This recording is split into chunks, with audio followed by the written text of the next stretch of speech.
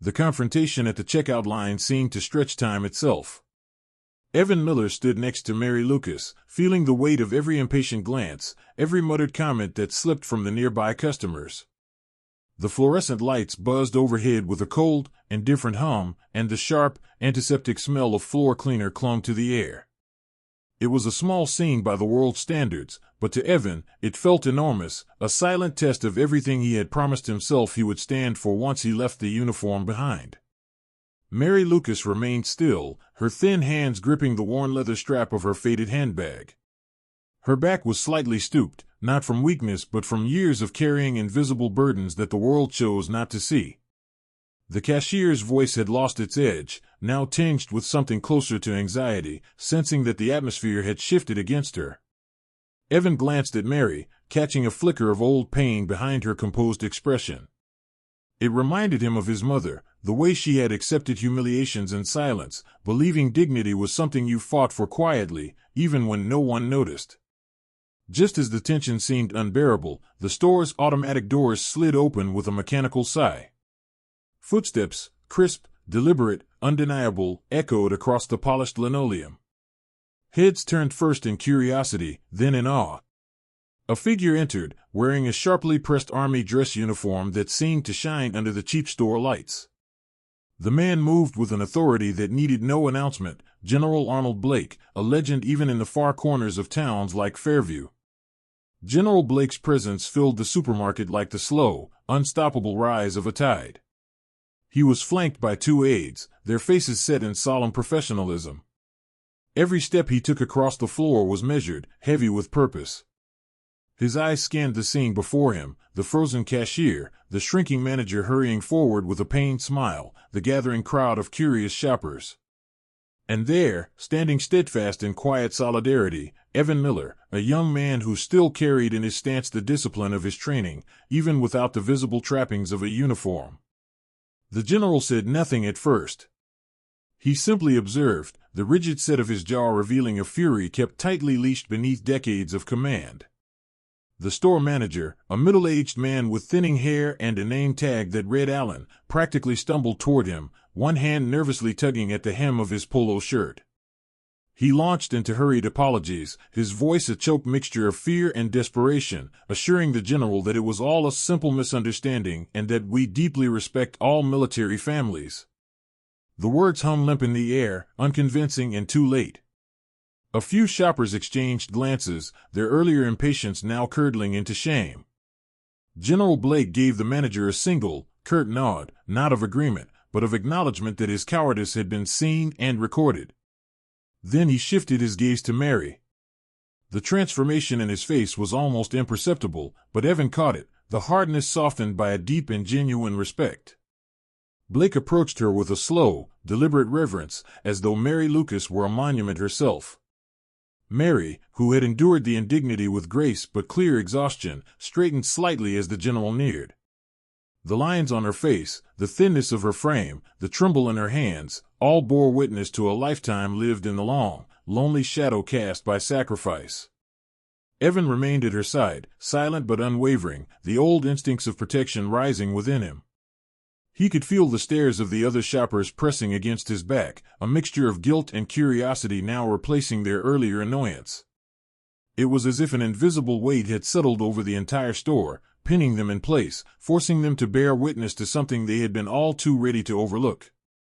General Blake finally spoke, his voice low but clear enough to carry across the stunned silence. "We're here to escort Mrs. Mary Lucas to the dedication ceremony," he said, removing his cap and holding it respectfully over his heart. His tone made it unmistakable. This was no favor, no charity, this was an honor. Allen the manager fumbled an offer to carry Mary's bags, but Blake waved him off with a brief shake of his head. It wasn't needed, nor would it have undone what had been done. Without being asked, one of the aides stepped forward and gently offered his arm to Mary. She accepted it with the same dignity she had displayed throughout the ordeal. As they began to move toward the exit, Evan hesitated, unsure if he should stay or follow. General Blake turned to him, steadied him for a long moment, and then gave a small, approving nod, a silent invitation. Evan fell into step beside Mary, not as a rescuer or a witness, but as someone who had chosen, in the smallest and most vital moment, to stand for what was right. Behind them, the supermarket remained frozen in awkward, almost reverent silence. Shoppers parted as they walked through, murmuring apologies or simply lowering their eyes. The cashier stared at her register as if hoping it would swallow her whole. Somewhere, a child's juice box hit the floor with a dull splat, but no one moved to pick it up. Outside, the cold evening air felt sharp and clean after the stale tension of the store. Parked at the curb was a gleaming black SUV adorned with small American flags fluttering from its windows. Behind it, a caravan of vehicles stood ready, their drivers in dress uniforms, their faces composed and solemn. As Mary climbed into the waiting car, she turned once to Evan and gave him a look, not of gratitude exactly, but of recognition. A silent acknowledgement passed between them, two souls shaped by loss, bound by a fierce and stubborn kind of loyalty that neither time nor circumstance could erode. Evan stood for a moment as the caravan pulled away, its taillights fading into the darkening sky like embers. His heart pounded, not from fear, but from something deeper, a profound, quiet certainty that doing the right thing would always matter, even when no one seemed to notice. And maybe, he thought as he turned back toward his truck, sometimes the smallest stand was the one that would change everything. The drive to the Veterans Memorial was quiet, save for the soft murmur of the engine and the occasional flapping of the small American flags on the lead vehicle. Evan followed in his truck, uncertain if he was truly invited, but unwilling to turn back now. Something inside him knew that this evening was shaping into one of those rare moments, the kind that life seemed to offer only after long stretches of silence and small sacrifices. When they arrived, a small crowd had already gathered at the newly built Memorial Plaza. Rows of folding chairs lined the path leading to a black granite wall, etched with names that shimmered under the glow of the setting sun. The air was cool, touched with the scent of fallen leaves and distant wood smoke. A podium had been set up near the wall, draped in a simple cloth bearing the town's crest. As Mary stepped from the SUV, a ripple moved through the crowd. People straightened in their seats, some even stood. Evan parked along the edge of the plaza, stepping out cautiously, feeling almost like an intruder among the formal dress uniforms, the carefully pressed suits, the gathered officials and veterans whose eyes followed every motion. The mayor, a small man with a heavy ceremonial chain around his neck, approached General Blake and offered a hurried handshake. His attention, however, quickly shifted to Mary. There was a moment of genuine humility as he took her hand in both of his and bowed his head slightly, murmuring words Evan couldn't hear. General Blake turned to the gathered assembly, his voice carrying effortlessly in the crisp evening air. Today, we gather to dedicate this memorial to those who have served, sacrificed, and stood for the freedoms we hold dear. But before we begin, it is only fitting that we recognize one among us whose service to the cause of veterans has been lifelong and immeasurable. There was a hush among the crowd. Some whispered to each other, curiosity rising. Mrs. Mary Lucas is not just the widow of Captain Daniel Lucas, a man who gave his life in the defense of others and was awarded the Distinguished Service Cross for valor. She has spent more than 4 decades tirelessly working to support the families of the fallen, the wounded, and the forgotten. Evan caught his breath. The pieces began to fit together. He thought back to the quiet endurance Mary had shown at the supermarket, the weary grace, the sense of having weathered far greater storms than a rude cashier. General Blake continued, his voice resonant, threading through the gathered listeners like a thread through cloth. Through her efforts, countless military families found shelter when they were homeless, meals when they were hungry, and a voice when the world refused to hear them. Her advocacy led to real change, new legislation, better access to benefits, and the creation of our very own Veteran Outreach Center right here in Fairview. There was a soft murmur of recognition then, nods among older veterans, a few hands discreetly wiping at the corners of their eyes. Stories began to emerge in whispered fragments, tales of Mary delivering care packages during harsh winters, of sitting through endless town council meetings to argue for new services, of organizing vigils for soldiers no one else remembered. A staff officer stepped forward with a framed document, a presidential commendation, awarded quietly a few years back, now formally presented in front of her own town. General Blake handed it to Mary with the kind of reverence usually reserved for sacred things. Evan stood off to the side, almost hidden behind the crowd. He felt a strange emotion rising in his chest, something like pride, but also a fierce tenderness, a protectiveness. He glanced at the supermarket manager, Alan, who had been ushered here by one of Blake's aides, now standing stiff and uncomfortable near the back of the plaza. Several store employees flanked him, their expressions grim. They had come because it was the right thing to do, but their posture betrayed their unease. They had misjudged someone who had given more to her country and community than any of them had ever imagined. And now, in this circle of remembrance and honor, their earlier cruelty was exposed for what it was, petty, thoughtless, and painfully small. General Blake wasn't finished. He turned toward Evan, who shifted awkwardly under the attention. "And let us not forget," Blake said, his voice gentler now, "that sometimes the courage to stand quietly beside another is as powerful as any grand gesture." There was a pause, and then, to Evan's astonishment, General Blake beckoned him forward.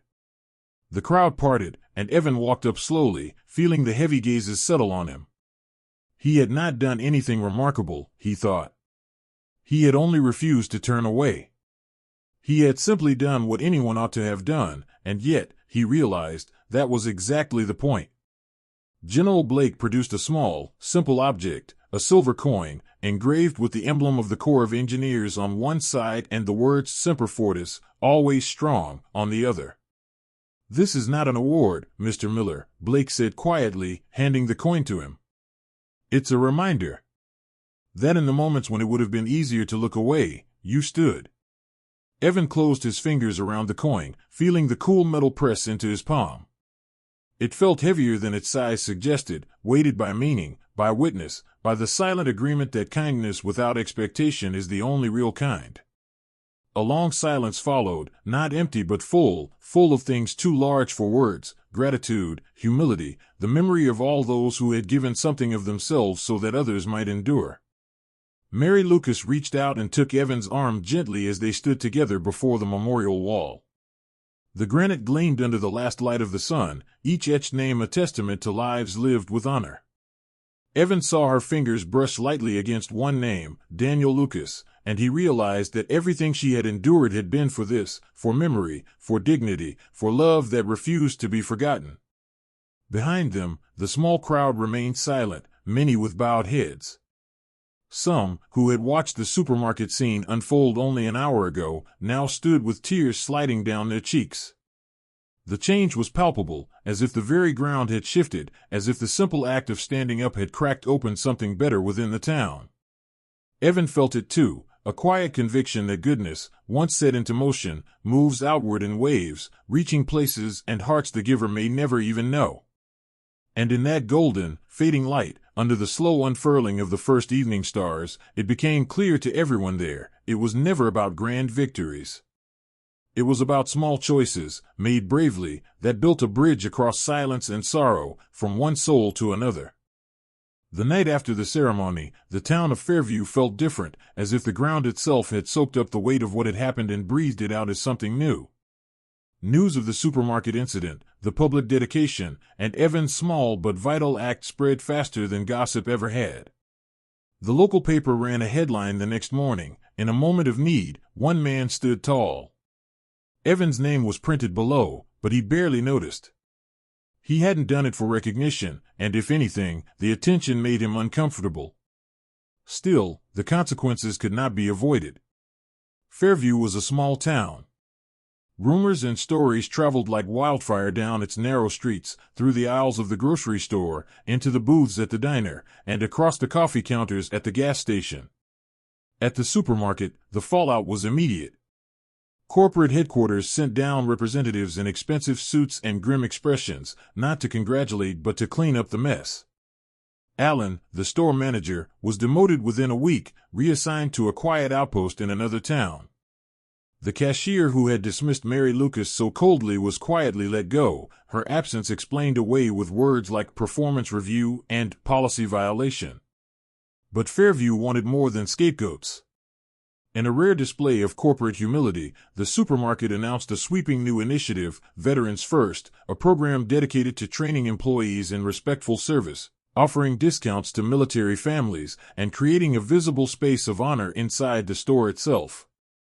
A wall of photographs and medals soon took shape near the entrance, a daily reminder that some debts could never be repaid, only honored. Evan watched all this from a distance. He didn't seek the spotlight. He didn't post on social media or give interviews, though reporters reached out, eager for a quote, a soundbite, a neatly packaged story. He turned them all down politely. Meanwhile, something more important was unfolding quietly in his own life. A few days after the ceremony, Evan received an envelope marked with the official seal of the U.S. Army. Inside was a letter from General Blake himself, handwritten in neat, careful script. It thanked Evan not only for standing with Mary Lucas but for embodying the very spirit the memorial was meant to honor. Attached was an invitation, a role in the new Veterans Transition Initiative, a program designed to help former service members adjust to civilian life, finding housing, work, community. The offer was modest in pay but rich in purpose. For Evan, it was not just a job. It was a bridge between the world he had left behind and the world he was still trying to understand. It gave shape to the aching sense of unfinished duty that had haunted him since his discharge. He accepted without hesitation. Each morning, Evan reported to a small office tucked behind the town hall, a place where veterans filtered in with tired eyes and guarded hope. He listened more than he spoke, offering advice where he could, a silent hand where needed. Sometimes he filled out job applications with them, sometimes he just sat quietly and shared a cup of coffee. The small, battered thermos he carried every day became a kind of symbol among the others, a reminder that healing wasn't loud or fast, but slow and patient, like water wearing down stone. In those early days, Mary Lucas visited often. She brought him homemade meals wrapped carefully in tinfoil, the handwriting on the labels as neat as a soldier's field notes: chicken and rice, Tuesday. Beef stew, Thursday. They talked little of the supermarket incident. It was as if both understood that what mattered had already been said in their silence back then. Instead, Mary shared stories of her husband, Daniel, the young captain who had once carried a fellow soldier out of enemy fire, the letters he wrote home on whatever scrap of paper he could find, the way he laughed, low and warm, whenever Mary sang badly off key. In listening, Evan found healing he hadn't known he needed. In return, he mowed her lawn when her knees hurt too badly, repaired the creaking gate she hadn't had the heart to fix. She became a fixture in his life, a maternal presence he hadn't realized he missed until she was there, filling the empty spaces with soft, steady kindness. The bond between them deepened as the weeks passed, not with grand declarations but with the simple trust that only survivors share, the kind of trust built on sorrow and respect and small, everyday promises kept. Fairview, too, began to change. The town council approved new measures for veteran housing. Local businesses started posting decals in their windows, "Veterans welcome here." The diner Evan visited every Friday began offering free coffee to anyone who wore a service pin. None of it was flashy. None of it was enough to undo all the hurt some had endured. But it was something. A beginning. Sometimes, Evan caught glimpses of Alan, the former manager, now bagging groceries at the far end of the store, his shoulders hunched, his gaze fixed on the floor. Evan never spoke to him. He didn't need to. The silence between them said everything. A reckoning had occurred, not of punishment, but of understanding. One late afternoon, after a particularly long day of meetings, Evan walked past the Memorial Plaza. The sun was low, and the names on the black granite wall gleamed like veins of gold. He found Mary sitting there, her hands folded neatly in her lap, her eyes closed, as if listening for something only she could hear. Without a word, Evan sat beside her. They watched in silence as a small breeze stirred the flags, as the sky slowly deepened into twilight, as the streetlights blinked to life one by one. And in that stillness, in that ordinary miracle of shared quiet, Evan understood, life was not about grand gestures or flawless victories. It was about the moments when a hand reached out in darkness and found another waiting. It was about standing still when the world said to walk away. It was about kindness without expectation, offered again and again, like a lamp held steady through the longest night.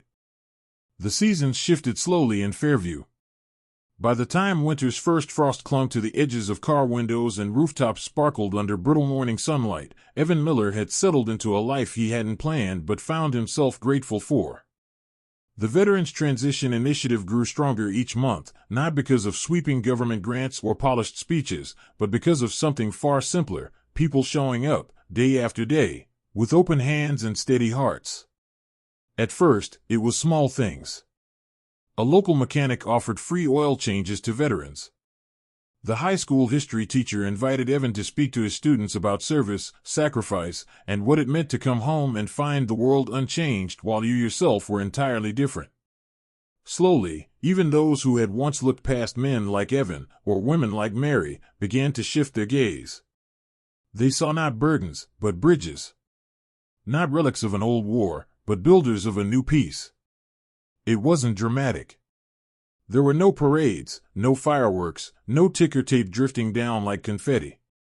Instead, the change was stitched into the town's fabric quietly, like a seam reinforced after too many tears.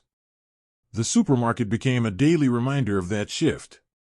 A large plaque now hung inside the entryway, a polished bronze tribute to military families, featuring a framed photo of Mary Lucas, taken at the dedication ceremony, and a smaller one of Evan standing beside her. Beneath it, in simple script, were the words, "In a moment of need, they chose to stand." The first few times Evan saw it, he turned away quickly, embarrassed by the attention. But over time, he realized it wasn't about him.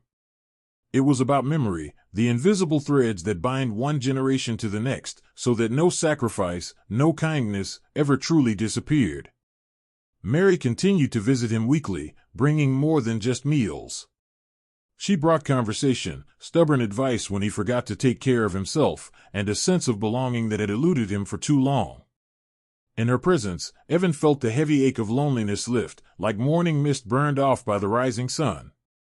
He often wondered how many other Mary Lucases there were, quiet warriors whose battles were never photographed, whose victories were counted not in medals but in small mercies, stitched into the lives of others.